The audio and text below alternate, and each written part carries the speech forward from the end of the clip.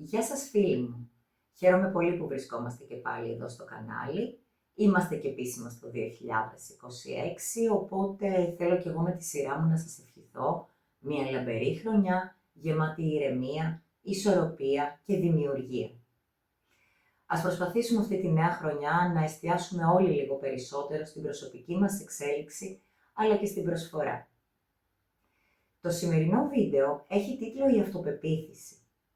Στα προηγούμενα βίντεο είχαμε μιλήσει για την αυτογνωσία και την αποδοχή του εαυτού, δύο βασικά θεμέλια πάνω στα οποία στηρίζεται κάθε προσωπική εξέλιξη. Στο σημερινό λοιπόν βίντεο θα προσπαθήσουμε να δούμε τι σημαίνει αυτοπεποίθηση, η ουσιαστική, υγιής αυτοπεποίθηση, αυτή που στηρίζεται στη γνώση του εαυτού, αλλά και στην αποδοχή του. Γιατί αν δεν ξέρεις ποιος είσαι και δεν έχεις συμφιλιωθεί με αυτόν τον άνθρωπο, τότε πώς μπορείς να πιστέψεις πραγματικά σε εσένα. Πάμε λοιπόν να δούμε το βίντεο που έχω ετοιμάσει για εσάς και αν σας δώσει έστω και μία μικρή δόση αυτοπεποίθησης ή απλώς καταφέρετε να επιβιώσετε μαζί μου αυτά τα λίγα λεπτά, κάντε ένα like και εγγραφή στο κανάλι. Επίσης, γράψτε μου στα σχόλια εσείς πώς βιώνετε την αυτοπεποίθηση και τι είναι αυτό που σας βοηθά να την ενισχύετε. Η λέξη αυτοπεποίθηση αποτελείται από δύο μέρη.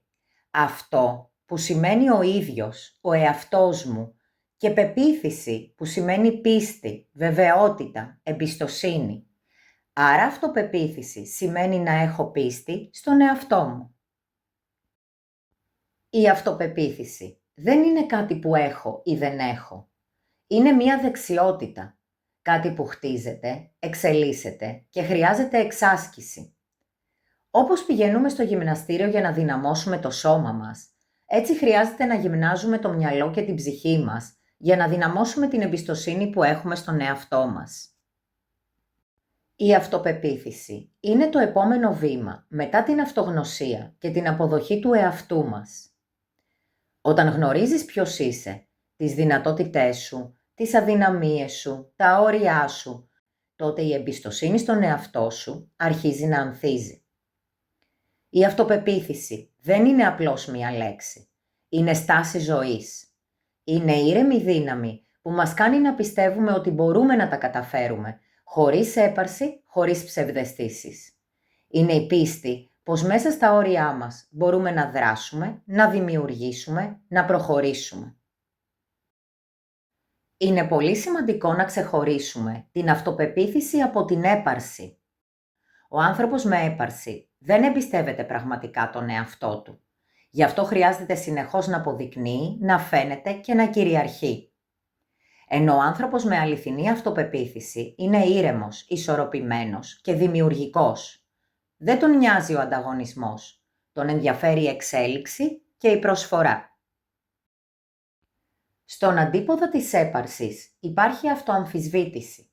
Όταν δεν πιστεύω στις δυνάμεις μου, όταν θεωρώ ότι δεν μπορώ, όταν εξαρτώμαι συνεχώς από την αποδοχή των άλλων. Και αυτό είναι εξίσου περιοριστικό. Η αυτοαμφισβήτηση μας κρατά δέσμιους, μας κάνει να μην προσπαθούμε, να μην ρισκάρουμε, να μην ζούμε τη ζωή μας στο μέγιστο. Η αυτοπεποίθηση δεν είναι κάτι με το οποίο γεννιόμαστε. Είναι κάτι που χτίζεται. Όπως μαθαίνουμε να περπατάμε, να γράφουμε, να παίζουμε, έτσι μαθαίνουμε και να πιστεύουμε στις δυνάμεις μας. Και αυτό ξεκινά από πολύ νωρίς, μέσα στην οικογένεια, στο σχολείο, στις πρώτες μας σχέσεις. Όταν ένα παιδί νιώθει αποδοχή, ακόμα και όταν κάνει λάθη, αναπτύσσει υγιή αυτοπεποίθηση. Γιατί η αποδοχή σημαίνει «σε αγαπώ για αυτό που είσαι», όχι για το αν τα κάνεις όλα σωστά. Όμως όταν υπάρχει συνεχής κριτική, απόρριψη ή υπερπροστασία, το παιδί αρχίζει να αμφιβάλλει. Δεν μαθαίνει να εμπιστεύεται τη δική του κρίση και δυσκολεύεται να στηριχτεί στις δυνάμεις του. Και μετά, ως ενήλικες, συχνά κουβαλάμε τη φωνή της αμφιβολίας μέσα μας, που μας λέει ότι δεν είμαστε αρκετοί, ότι δεν θα τα καταφέρουμε. Το σημαντικό όμως είναι να συνειδητοποιήσουμε ότι αυτή η φωνή της αμφιβολίας δεν είναι η αλήθεια μας. Και από τη στιγμή που το καταλάβουμε, μπορούμε και να το αλλάξουμε. Δεν μας φταίνε πια οι άλλοι, ούτε οι γονείς, ούτε οι συνθήκες. Η ευθύνη και η δύναμη είναι πλέον στα χέρια μας. Αν δεν μας έμαθαν να έχουμε εμπιστοσύνη στον εαυτό μας, μπορούμε να το μάθουμε τώρα. Να αγαπήσουμε, να φροντίσουμε και να αναθρέψουμε τον εαυτό μας με καλοσύνη. Γιατί το να ρίχνουμε ευθύνες σε άλλους, απλώς μας κρατάει στάσιμους. Η αυτοπεποίθηση είναι άμεσα συνδεδεμένη με τον τρόπο που σκεφτόμαστε. Αν κάθε φορά που κάτι δεν πάει όπως θέλουμε, λέμε «δεν μπορώ» ή «δεν θα τα καταφέρω ποτέ», τότε προγραμματίζουμε τον εγκέφαλό μας να λειτουργεί μέσα από φόβο και αμφιβολία. Αν όμως αρχίσουμε να λέμε «δεν πέτυχε αυτή τη φορά, αλλά έμαθα κάτι», τότε το μυαλό μας μεταφράζει την εμπειρία σε εξέλιξη, όχι σε αποτυχία. Ο τρόπος που σκεφτόμαστε είναι το φίλτρο με το οποίο ερμηνεύουμε τη ζωή. Αν αυτό το φίλτρο είναι καθαρό και ευγενικό, τότε η αυτοπεποίθησή μας ανθίζει. Η καλλιέργεια της αυτοπεποίθησης δεν είναι στιγμιαία. Δεν είναι διαβάζω ένα βιβλίο και την απέκτησα. Είναι διαδικασία. Είναι στάση ζωής. Χρειάζεται προσοχή, δέσμευση και συνέπεια. Χρειάζεται να παρατηρείς τον εαυτό σου, να μαθαίνεις, να κάνεις διορθώσεις. Η αυτοπεποίθηση χτίζεται βήμα-βήμα μέσα από 4 δρόμους, όπως έχει πει ο ψυχολόγος Μπαντούρα. Ο πρώτος δρόμος είναι οι προσωπικές εμπειρίες. Κάθε επιτυχία, όσο μικρή κι αν είναι, δυναμώνει την πίστη μας στις ικανότητές μας. Αλλά και κάθε αποτυχία είναι μάθημα, όχι στίγμα. Δεν υπάρχει αποτυχία. Υπάρχει μόνο τρόπος για να μάθεις. Ο δεύτερος δρόμος είναι τα πρότυπα. Όταν βλέπουμε ανθρώπους που πιστεύουν στον εαυτό τους, που αντιμετωπίζουν τις δυσκολίες με ηρεμία και δύναμη, εμπνεόμαστε. Οι θετικοί άνθρωποι γύρω μας είναι καθρέφτες που μας δείχνουν τι μπορούμε να γίνουμε.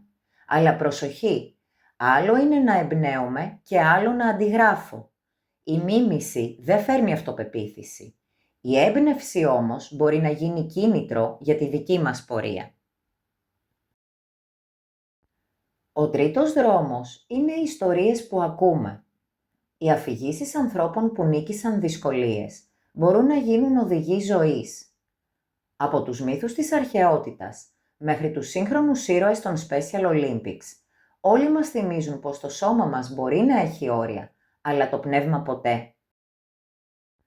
Ο τέταρτος δρόμος είναι τα συναισθήματα. Συνήθως νιώθουμε ικανοί όταν όλα πάνε καλά, αλλά χάνουμε την πίστη μας όταν τα πράγματα δυσκολεύουν. Όμως η αληθινή αυτοπεποίθηση φαίνεται μέσα στην καταιγίδα. Να μπορώ να κάνω αυτό που αγαπώ, ακόμα κι αν οι συνθήκες δεν είναι ιδανικές. Να μην με παραλύει ο φόβος. Ο φόβος είναι το μεγαλύτερο εμπόδιο και το μόνο του αντίδοτο είναι η αγάπη. Αγάπη για τη ζωή, για τον εαυτό, για το ταξίδι, με όλα του τα σκαμπανεβάσματα. Στην εποχή μας, ο φόβος καλλιεργείται παντού. Στις ειδήσεις, στα μέσα κοινωνικής δικτύωσης, στις συζητήσεις. Αν τον αφήσουμε, θα μας στερήσει την ελευθερία. Αν το δούμε στα μάτια και τον κατανοήσουμε, θα γίνει δάσκαλος. Γιατί ο άνθρωπος που έχει πίστη στον εαυτό του, δεν χρειάζεται να ελέγχει τα πάντα γύρω του. Ελέγχει τον εαυτό του, τις σκέψεις, τα συναισθήματα, τις αντιδράσεις του. Η αυτοπεποίθηση δεν είναι φωνή, δεν είναι ένταση, είναι η ησυχία μέσα στο χάος. Είναι η βεβαιότητα ότι οτιδήποτε κι αν συμβεί, θα βρω τρόπο να σταθώ. Δεν είναι να πιστεύεις ότι δεν θα πέσεις ποτέ, αλλά ότι κάθε φορά που πέφτεις μπορείς να σηκωθείς. Και αυτή η διαδικασία δεν τελειώνει ποτέ. Είναι τρόπος ζωής. Ένα μονοπάτι που βαδίζουμε κάθε μέρα, με ευθύνη, με επίγνωση και με σεβασμό.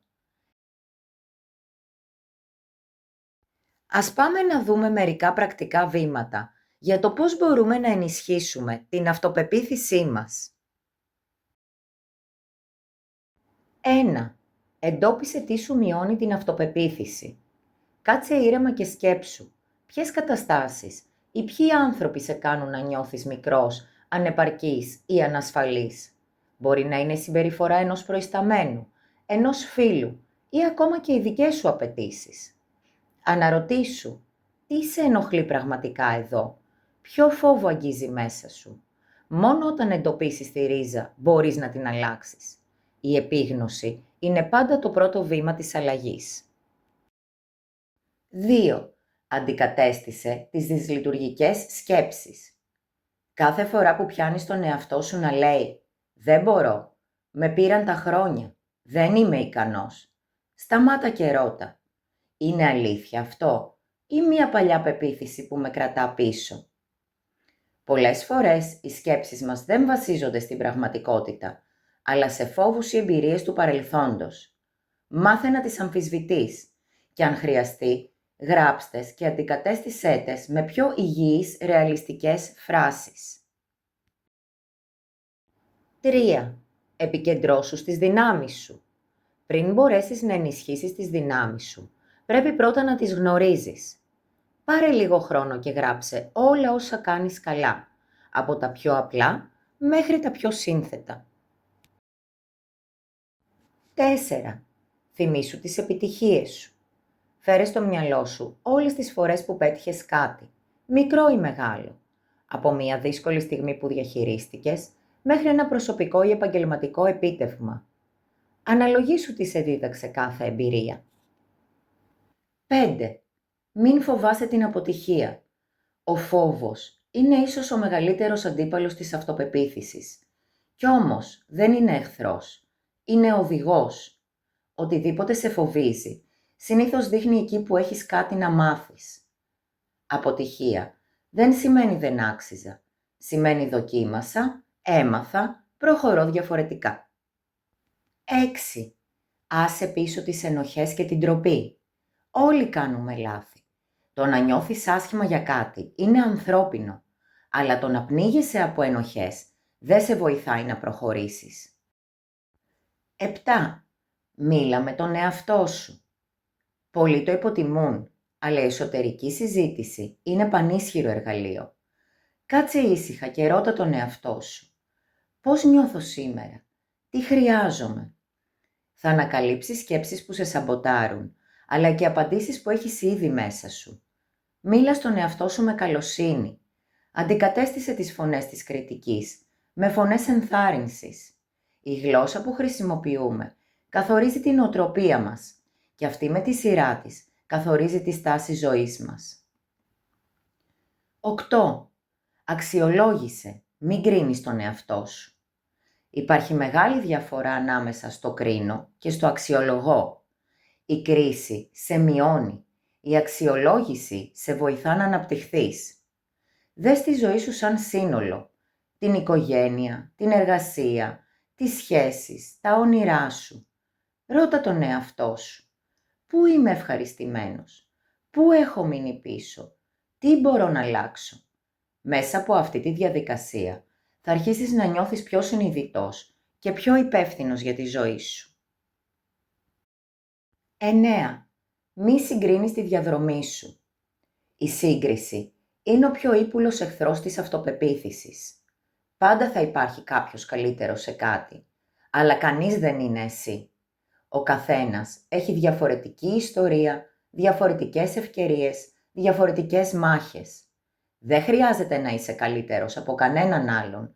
Χρειάζεται μόνο να είσαι καλύτερος από το χθεσινό σου εαυτό. 10. Μείνε δυναμικός, όχι επιθετικός. Η αυτοπεποίθηση δεν σημαίνει να επιβάλλεσαι. Σημαίνει να ξέρεις ποιος είσαι, να σέβεσαι τον εαυτό σου και να σέβεσαι τους άλλους. Ο άνθρωπος που έχει αυτοπεποίθηση δεν είναι ούτε παθητικός, ούτε επιθετικός. Είναι σταθερός, ευγενής και αληθινός. Ξέρει πότε να διεκδικεί, πότε να αποδέχεται και πότε να αποχωρεί. Και πάνω απ' όλα ξέρει ότι οι άνθρωποι δεν διεκδικούνται, κερδίζονται με σεβασμό, ελευθερία και αγάπη. Η αυτοπεποίθηση δεν είναι μόνιμη κατάσταση. Είναι ένα ταξίδι, μια συνεχής υπόσχεση που δίνεις κάθε μέρα στον εαυτό σου.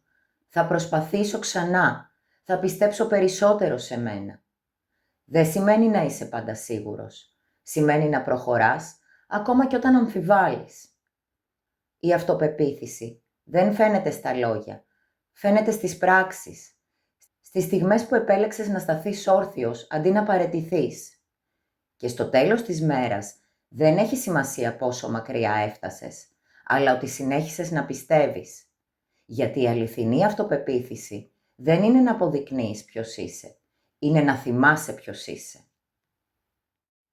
Η αυτοπεποίθηση λοιπόν δεν είναι να αλλάξεις τον εαυτό σου. Είναι να τον γνωρίσεις, να τον αποδεχθείς και να τον εμπιστευτείς. Δεν είναι κάτι που σου χαρίζεται, είναι κάτι που χτίζεις. Και όσο μαθαίνεις να εμπιστεύεσαι εσένα, τόσο η ζωή θα σου ανοίγει νέους ορίζοντες. Σας ευχαριστώ πολύ που ήσασταν σήμερα εδώ και για το τέλος να θυμάστε. Δεν χρειάζεται να είσαι τέλειος, αρκεί να είσαι αυθεντικός. Τα λέμε στο επόμενο βίντεο.